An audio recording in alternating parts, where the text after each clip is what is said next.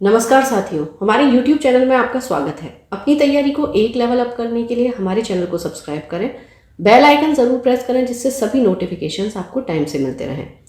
Lucent general English में chapter syntax में हम देखेंगे आगे के रूल्स, यानी कि पार्ट 2। चलिए शुरू करते हैं। चैप्टर है सिंटैक्स, कुछ रूल हम देख चुके हैं, आगे के देखेंगे। रूल 17, यदि तीनों पर्सन्स के प्रोनाउंस एंड से जुड़कर सेंटेंस के सब्जेक्ट के रूप में प्रयुक्त हो तो गुड सेंस में प्रोनाउंस के 231 यानी कि 231 के सीक्वेंस को हम फॉलो करते हैं तथा इसके साथ प्लूरल वर्ब का प्रयोग होता है। 231 का मतलब क्या हो गया? पहले सेकंड पर्सन आएगा यानी कि यू, फिर थर्ड पर्सन आएगा ही, और फिर फर्स्ट पर्सन आएगा यानी कि आई। जब सेंटेंस होगा तो उसमें क्या होगा? यू, फिर कॉमा लगा के ही, उसके बाद एंड आई, इस तरीके से सीक्वेंस आएगा। अब एग्जांपल्स देख लेते हैं। यू, ही एंड आई, उसके बाद प्लूरल वर्ब आएगा आर गुड फ्रेंड्स। ठीक है, यू, ही एंड आई के साथ, अच्छा कई बार हमें क्या लगता है कि आई है तो फिर एम आना चाहिए, लेकिन इस केस में एम नहीं आएगा।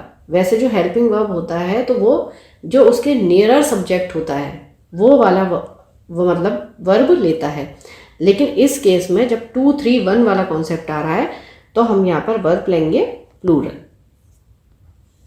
रूल 18, यदि दो पर्सन्स के प्रोनाउंस एंड से जुड़कर सेंटेंस के सब्जेक्ट के रूप में प्रयुक्त हो। अब अगर दो पर्सन्स हैं तो गुड सेंस में इसके साथ प्लूरल वर्ब का प्रयोग होगा। ठीक है, यहाँ नेगेटिव नहीं है, पॉजिटिव सेंस की बात चल रही है। ठीक है, तो आप देखिए दो पर्सन्स होंगे तो उनके कॉम्बिनेशन क्या क्या बन सकते हैं?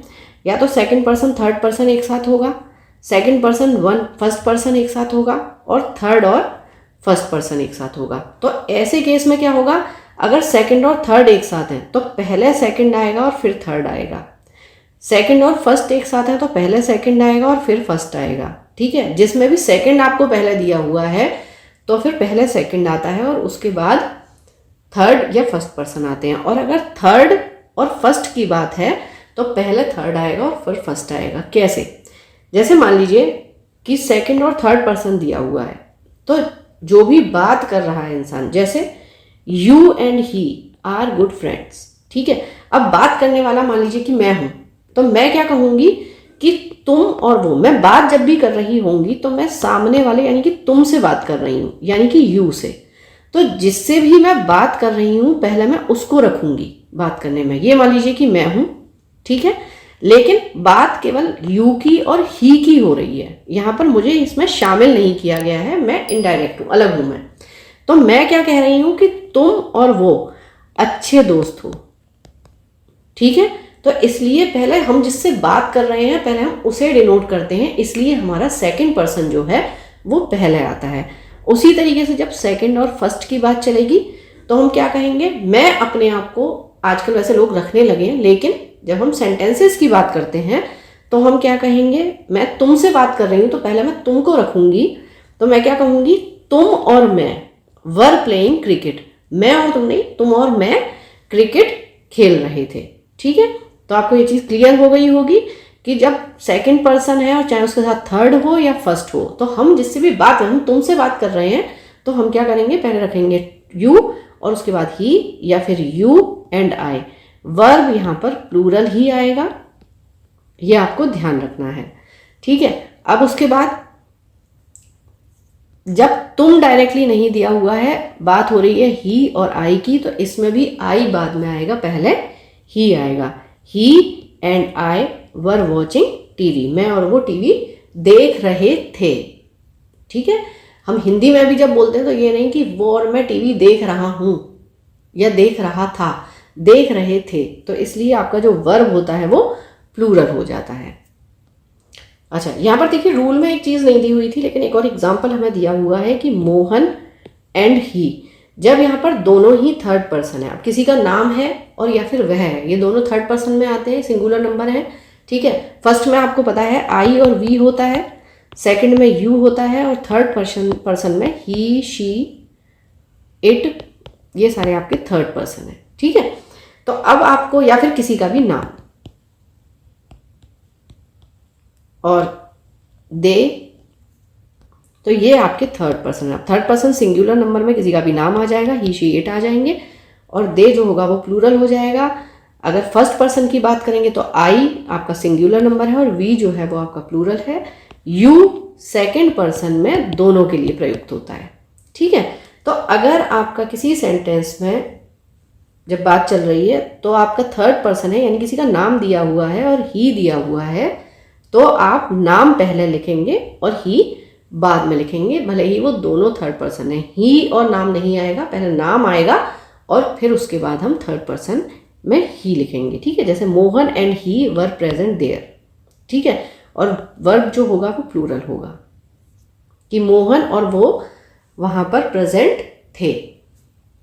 ठीक है, ऐसे भी हम जब बोलते हैं चाहे वो थर्ड पर्सन है, सिंगुलर नंबर है, लेकिन हम ये नहीं बोलेंगे कि मोहन और वो वहां पर उपस्थित था, थे ही बोलते हैं, तो यहाँ प्लूरल वर्ब आएगा। यदि तीनों पर्सन्स के प्रोनाउंस एंड से जुड़कर बैड सेंस में, ठीक है, अर्थात भूल, दोष, पाप, अपराध, ठीक है, वहां पर आपका गुड सेंस था, हम फ्रेंड्स हैं, हम प्रेजेंट थे, हम खेल रहे थे। अब क्या हो गया, कोई गिल्ट वाली बात आ जाए, ठीक है, तो कहीं अपराध हो जाए, कोई दोष वाली बात है, तो उसके लिए यानी कि अगर ये बात नेगेटिव सेंस में चल रही है तब क्या होगा, तो उसका बोध कराने के लिए सेंटेंस के सब्जेक्ट के रूप में प्रयुक्त हो तो प्रोनाउंस के 1, 2, 3 का सीक्वेंस बनेगा। ठीक है, तो जब गुड सेंस वाली बात थी तो तब पर्सन में क्या था 231, यानी जब अच्छाई वाली बात है और हम तीनों हैं तो मैं क्या करूंगी, अच्छाई में मैंने क्या किया, सबसे पहले तुम्हें रखा जिससे मेरी बात चल रही है, उसके बाद थर्ड पर्सन को रखा और उसके बाद खुद को रखा।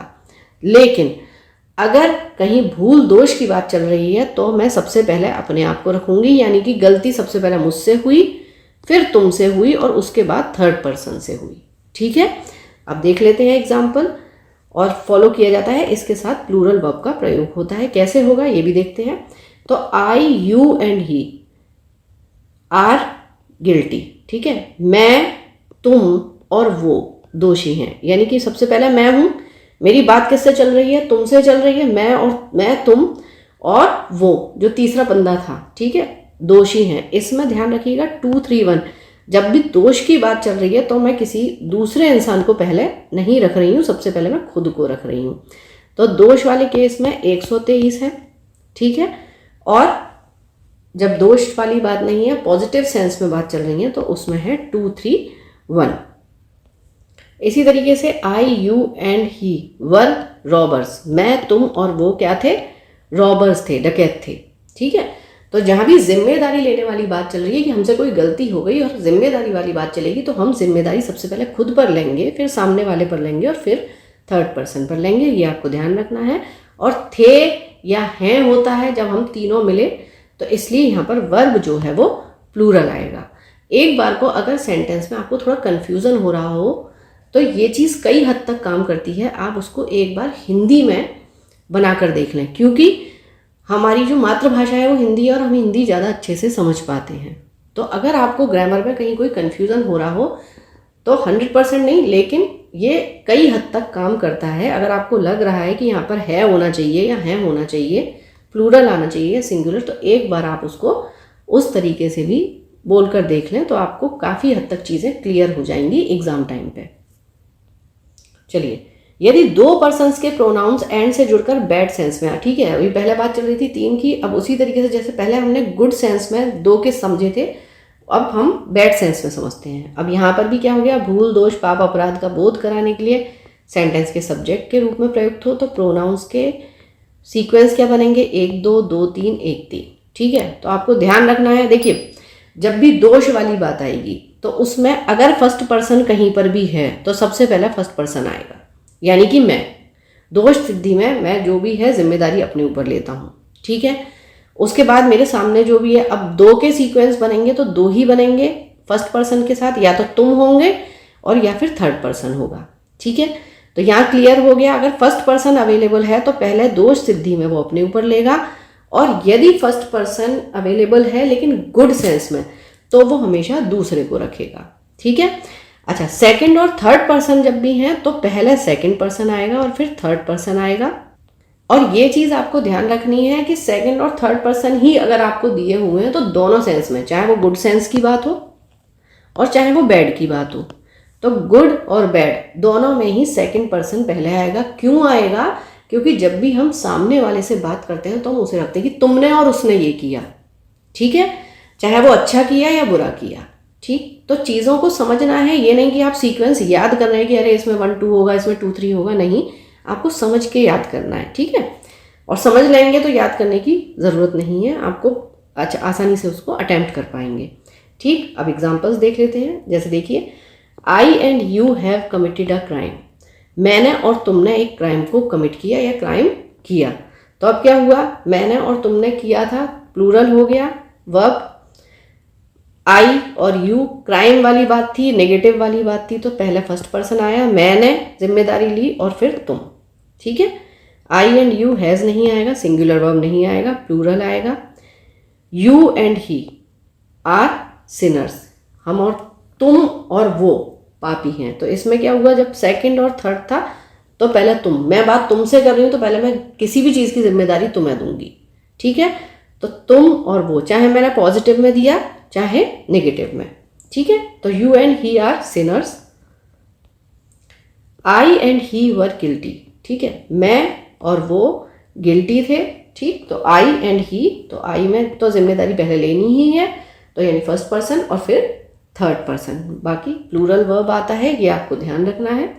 मैं और वो गिल्टी थे, दोषी थे। ठीक है, तो थे तो वर आ गया।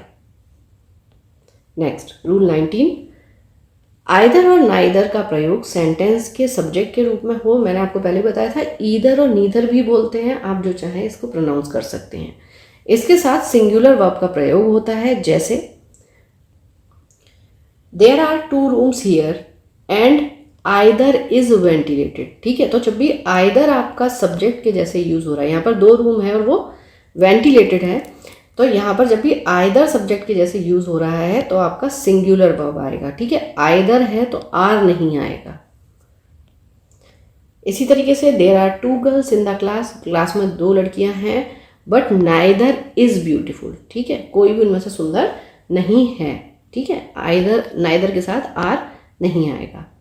चलिए, नेक्स्ट रूल है मैनी, अ गुड मैनी, अ ग्रेट मैनी का प्रयोग जब बहुत के अर्थ में अनिश्चित संख्या का बोध कराने के लिए होता है, तो इसका प्रयोग सेंटेंस के सब्जेक्ट के रूप में होने पर इसके साथ प्लूरल वर्ब का प्रयोग होता है। जैसे many are absent from the class, ये क्लास में से बहुत सारे एब्सेंट हैं। अब आपको ये नहीं पता कि कितने हैं, लेकिन अनिश्चित संख्या है, लेकिन वो है ज़्यादा, मतलब एक से तो ज़्यादा ही है, और एक से जब ज़्यादा चीज़ हो गई तो वो प्लूरल हो जाती है, और अगर सब्जेक्ट प्लूरल है तो वर्ब आपका प्लूरल हो जाएगा। ठीक है, तो इसके साथ इसलिए आपका प्लूरल वर्ब आएगा। नेक्स्ट है there are 2000 boys in Saint Xavier school. ठीक है, सेंट जेवियर स्कूल में 2000 लड़के हैं, and a good many are very laborious. ठीक है, तो 2000 लड़के हुए, और अ गुड मैनी का मतलब होता है अ लार्ज नंबर। ठीक है, यानी उसमें से एक लार्ज नंबर में, एक ज़्यादा संख्या में जो लड़के हैं वो क्या हैं, लेबोरियस हैं, मेहनती हैं। तो ज़्यादा नंबर की भी बात हो गई। मान लीजिए अनिश्चित है, लेकिन ज़्यादा नंबर का मतलब क्या हुआ कि वो होगा प्लूरल, एक से तो ज़्यादा होगा। ठीक है, तो इसीलिए जब चीज़ प्लूरल हो गई, जब आपके सब्जेक्ट प्लूरल हो गए, तो आपका जो वर्ब है वो प्लूरल हो जाएगा। तो इस चीज़ को समझने की ज़रूरत है। ठीक है, याद हमें कुछ नहीं करना है, समझना है चीज़ों को। चलिए, रूल 21, मैनी, अ ग्रेट मैनी, अ गुड मैनी। तो ये सारे जो चीज़ें होती हैं, सारे जो वर्ड्स हैं, ये अधिक संख्या बताते हैं, तो इनके साथ प्लूरल नाउन आता है, तथा many of, a great many of, a good many of के साथ प्लूरल नाउन आएगा या प्लूरल प्रोनाउन आएगा, और इसका प्रयोग सेंटेंस के सब्जेक्ट के रूप में हो तो इसके साथ प्लूरल वर्ब का प्रयोग होता है। कैसे देखते हैं, मैनी स्टूडेंट्स हैव पास्ड, बहुत सारे स्टूडेंट जो हैं वो पास हो गए, तो मैनी यानी कि बहुत सारे हो गए, तो प्लूरल वर्ब। ठीक है, a good many of us, हम में से एक लार्ज नंबर में, अ गुड मैनी का मतलब एक लार्ज, अ से मतलब आप ये ना समझें कि सिंगुलर है। अ गुड मैनी जब ये आएगा, या अ ग्रेट मैनी की बात होगी, तो इसका मतलब है एक लार्ज नंबर। ठीक है, प्लूरल नाउन आएगा इसके साथ, या प्लूरल प्रोनाउन आएगा। ठीक है, many of, a great many of, a good many of, plural. ठीक है, हैव गॉन टू शिमला। तो हम में से एक अच्छे नंबर में, मतलब अच्छी संख्या में कहाँ गए? शिमला गए। ठीक है, तो प्लूरल प्रोनाउन है और प्लूरल वर्ब है। ठीक, many of the criminals were arrested. जो क्रिमिनल्स थे उनमें से बहुत से क्या हो गए? अरेस्ट हो गए। ठीक है, तो बहुत से अरेस्ट हुए, इसलिए यहाँ पर प्लूरल वर्ब। अच्छा, यहाँ एक चीज को समझकर चलना है कि जब भी हमने ये अ गुड मैनी, अ ग्रेट मैनी ये लगाया है, इसमें अ पहले है। ठीक है, अभी आगे जब हम देखेंगे तो उसमें आएगा मैनी अ। ठीक, तो जब अ इसके बाद में आएगा तब वहां पर हम सिंगुलर वर्ब लाएंगे। देखते हैं कैसे। अच्छा, अ गुड मैनी मतलब एक बड़ी संख्या। ठीक है, जब बड़ी संख्या हो गई तो वो प्लूरल हो गई। ठीक है, इसको आपको ध्यान रखना है। चलिए नेक्स्ट में है rule 22, many a many an. ठीक है, ये आपको पता ही होगा, आर्टिकल ए और आर्टिकल एन का यूज। इनके साथ क्या होगा? जब ए आ गया और एन आ गया, ठीक है, वहां पर क्या हो रहा था? अ मैनी, और यहां पर क्या है? मैनी अ या एन। तो ए या एन किससे पहले लगता है? Singular noun. ठीक है, तो अब सिंगुलर काउंटेबल नाउन। ठीक है, ए या एन एक की संख्या को व्यक्त करता है और वो हमेशा काउंटेबल, जिस चीज को हम काउंट कर सकते हैं उससे पहले लगेगा। इसका प्रयोग सेंटेंस के सब्जेक्ट के रूप में हो तो इसके साथ सिंगुलर वर्ब आएगा। सीधी सी बात है, अगर हमारा सब्जेक्ट सिंगुलर हो गया तो वर्ब हमारा सिंगुलर होगा, प्लूरल वर्ब इसके साथ नहीं आएगा। कैसे? Many a boy goes to college in time. ठीक है, उसी तरीके से many an orange was rotten. Rotten यानी कि सड़े हुए।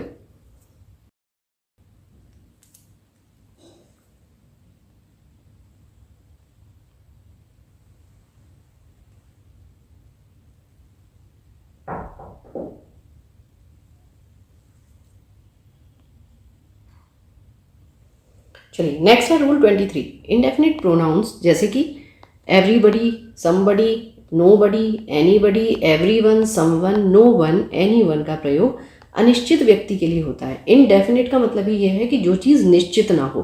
डेफिनिट यानी कि निश्चित, और इनडेफिनिट जो निश्चित ना हो। तो एवरीबडी का मतलब क्या है? प्रत्येक। अब प्रत्येक में निश्चित नहीं है कि ये कौन है, राम है, मोहन है, श्याम है, कौन है। ठीक है, तो प्रत्येक का मतलब क्या होगा कि ये इनडेफिनिट है। तो उसी तरीके से एवरीबडी, समबडी ये सारे अनिश्चित व्यक्ति के लिए होते हैं और इसे सिंगुलर माना जाता है तथा इसके लिए singular pronouns he, him, his, himself का प्रयोग होता है, ना कि they, them, their, themselves, one, one's, oneself का। ठीक है, तो एवरीबडी, एनीवन का प्रयोग सेंटेंस के सब्जेक्ट के रूप में होने पर इसके साथ सिंगुलर वर्ब आता है। ठीक है, तो जब हम इसको सिंगुलर प्रोनाउंस के जैसे ही समझ रहे हैं तो इसलिए सिंगुलर वर्ब आएगा। ठीक है, जैसे everyone wants to qualify in the NDA examination. हर एक कोई चाहता है एनडीए के एग्जामिनेशन को पास करना या उसमें क्वालिफाई होना। ठीक है, तो everyone singular subject, singular verb. Everybody should protect himself from लू। हर एक को खुद को चाहिए लू से प्रोटेक्ट करना। तो ये एवरीबडी जो था ये अनिश्चित, हमें नहीं पता है कि ये कितना है क्या है, लेकिन इसको हम सिंगुलर लेते हैं इसलिए हमने यहाँ पर हिमसेल्फ लिया। और जब भी हमें जेंडर क्लियर नहीं है तो यहाँ पर देखिए एवरीबडी, समबडी, इसमें हमें जब जेंडर क्लियर नहीं है तो हमेशा हम मैस्कुलिन जेंडर का यूज़ करते हैं। जैसे ही, हिम, हिज, हिमसेल्फ, हम इनका यूज़ करेंगे। इसलिए हमने यहाँ पर हर सेल्फ नहीं लिया है क्योंकि हमें ये क्लियर नहीं है कि ये मेल की बात हो रही है या फीमेल की बात हो रही है। हमने यहाँ पर बात की हर एक को। ठीक है, तो ये भी आपको याद रखना है कि जब तक यहाँ पर जिक्र ना हो, आए नहीं कि यहाँ पर लड़कियों की बात हो रही है, तब तक आप जो जेंडर लेते हैं हम वो मैस्कुलिन जेंडर लेते हैं, पुल्लिंग लेते हैं अनिश्चितता वाले केस में। तो everybody should protect one self नहीं आएगा या देम सेल्व्स नहीं आएगा। ठीक है, क्या आएगा यहाँ पे?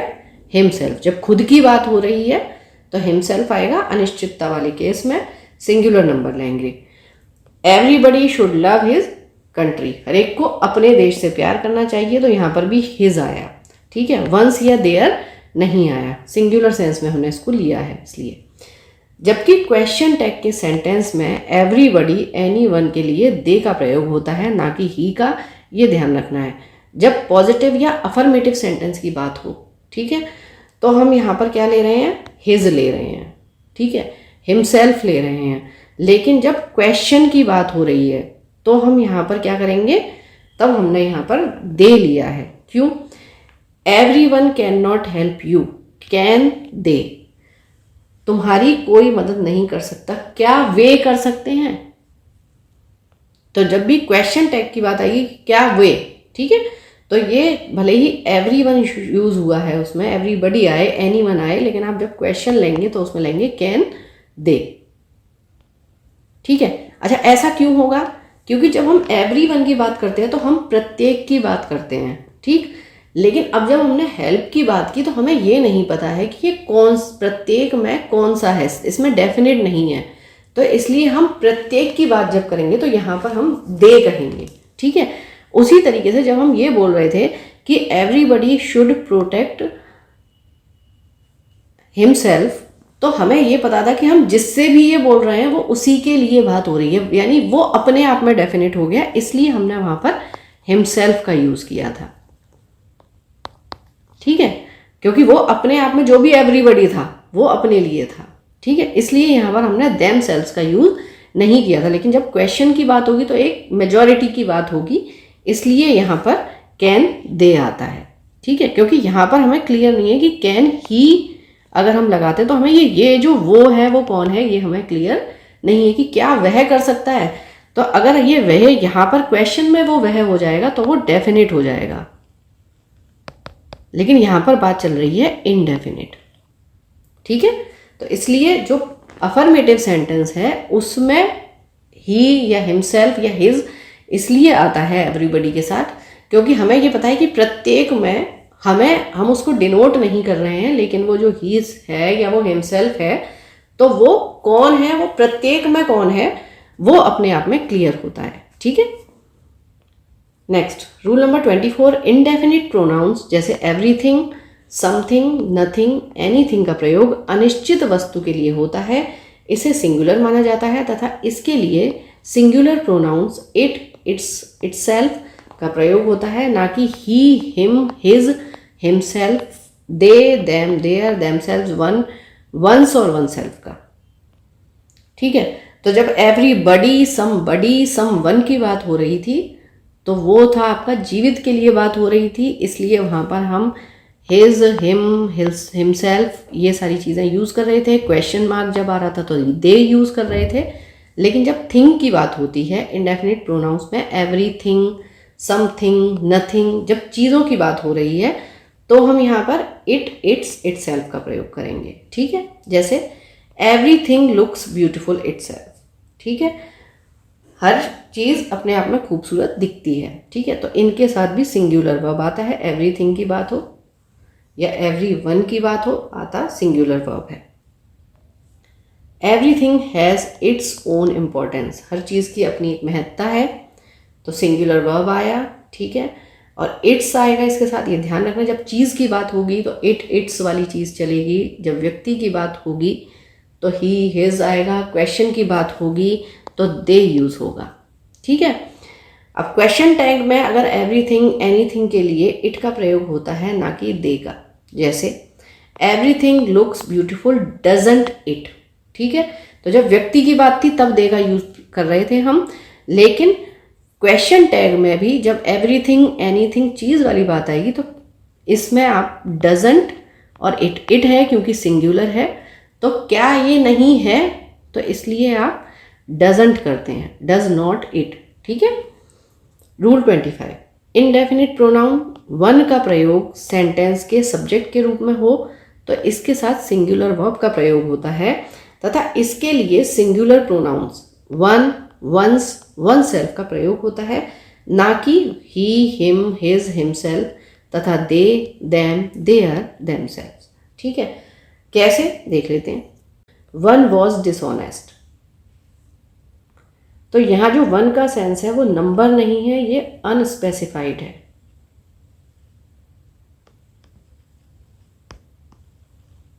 ठीक है, यानी स्पेसिफाई नहीं है कि ये जो वन है वो कौन है, ठीक है, वो बेईमान था, ठीक है। तो इसके साथ हम सिंगुलर वर्ब लेते हैं, one should love one's country, ठीक है। अब इसके साथ हिज, देयर, वन, वंस नहीं आएगा, वन और एपोस्ट्रॉफी एस आता है, यानी कि हरेक को प्यार करना चाहिए अपनी कंट्री को। तो यहाँ पर जो हरेक है उसके लिए जो अपना होता है, जैसे ही के साथ जो अपना है वो हिमसेल्फ है, यानी कि जो पॉजेसिव है, ठीक है। उसी के साथ जब वन नंबर नहीं है, जब वन जो हरेक के उसमें यूज़ हो रहा है, अनस्पेसिफाइड में यूज़ हो रहा है, तो उसके साथ जो पॉजेसिव होता है वो होता है वंस, ठीक है। अब यहाँ पर इस तरीके से भी आपको दिया जा सकता है, हो सकता है उसमें एपोस्ट्रॉफी ना लगा हो, तो इस चीज़ को आपको ध्यान रखना होगा कि जब one should love one's country, ठीक है, तो जब भी वन जो नंबर के उसमें ना हो, तो हम उसको जब भी उसका पॉजेसिव लेंगे, अपने की इंग्लिश लेंगे, तो हम वो वन लेंगे और वन के साथ एपोस्ट्रॉफी ऐसा आएगा, ठीक है। ये आपको ध्यान रखना है। ऐसे भी दिया जा सकता है एरर में, ऐसे भी दिया जा सकता है, तो इस चीज़ का ध्यान रखना होगा कि कंफ्यूज नहीं होना है। चलिए, इस लेक्चर में इतना ही। पढ़ते रहिए, बढ़ते रहिए, रिवीजन ज़रूर करते रहिए। Thank you for watching, keep learning, stay with me.